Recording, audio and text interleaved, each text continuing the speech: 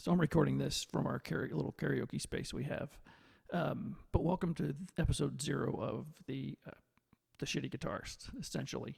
Um, so I've been playing for like 25 years off and on. Recently took a break so the kid was off playing college ball. So I stopped gigging. I was in a cover band, 80s, 90s cover band for like 15 years. And I'll put the link to one of our demos, older demos, down below, so you guys can check that out. But essentially, what I want to do is, I'm a crappy guitar player, right? I'm not great by any stretch. I'm not even really good. But I think you get a better feel for how stuff works from an average player, right? And I've got crap tons of gear. There's stuff like all over the place. And I'll show you up in my office here shortly. So I'm down here, right, because the wife's on a conference call. So it's easier for me to record this down here.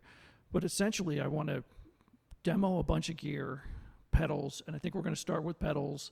And I'm going to start with how do we get like an LA clean, 80s clean sound, right? So the first episode that I'm almost done with, I just need to record some sound, is reverb, right? And specifically hall reverb, because that's what they use. And then we'll get into the detune, and we'll get into delay and chorus, right? That's the big thing, is chorus and tri-chorus, and how do we get that with pedals.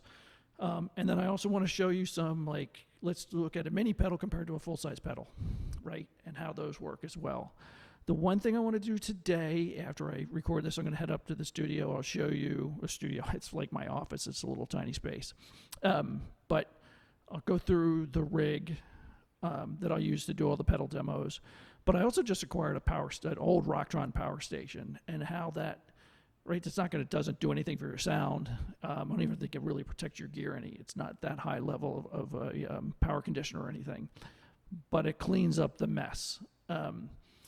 I'll show you what I used to gig with, which was essentially a 4-space rack bag with a Digitech GSP 1101, a Juice Goose that is now being used in my my wet rig that the power station will go into.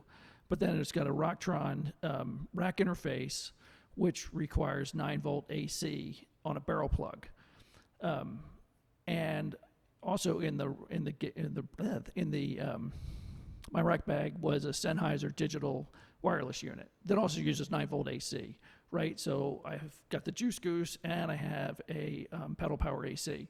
All that gets replaced with the Rocktron unit, right? The power station. And if you're using others, so if you've got an older Rocktron unit like an Expression or a RepelFX or an IntelliFX, those use the 9-volt AC, not DC, AC.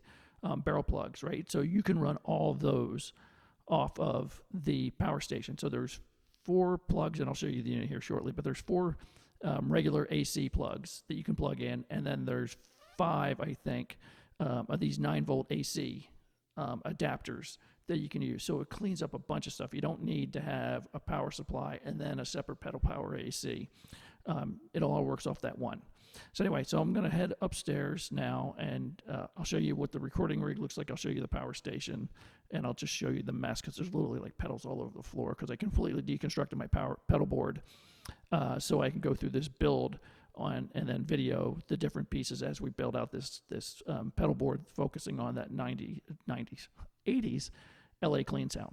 Okay, so welcome to the rig. This is what we're going to be using to test all the pedals, right? So it's my old Dean Markley RM40DR set for clean with the reverb off, into a Marshall 410 with an E609. I still have to position the E609 to the right spot, and I'll tape it down, put it into iRig. But here's the board that I'm using. So a Axis GRX4 with each of the 3 pedals. So we'll start with 3 pedals for the reverb, right? But they're in their own loop, right? So they're not stacked. And I'll just access each loop, powering it with the Chox DC10. This is the Vertec Effects buffer that I built. But let's go over to, so this is my wet rig with the Juice Goose, which is no better than than that down there, right? Power strip. But then I've got the AC, pedal power AC on top for the rack interface, sorry. So here is the power station, right? And it's just a strip. Let's flip it around. Right, so you get 4 AC wall power AC units, but then you've got 6. Where they are 6 of these 9-volt AC, right? So you're not really going to be moving pedals with this. But like I said, expression, rack, rep effects, and tel effects, especially you guys that like the STP sound. So it will clean up a lot of stuff. And that's it for now. I'll give you a quick shot too of the other.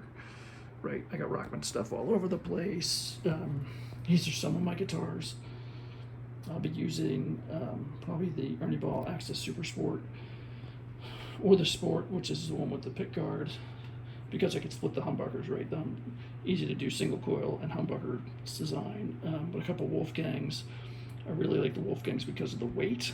I've had 3 back surgeries, so when I was gigging, it really helped to have a lightweight guitar. That's it for now. Like, subscribe, leave a comment, let me know what you think. Thanks.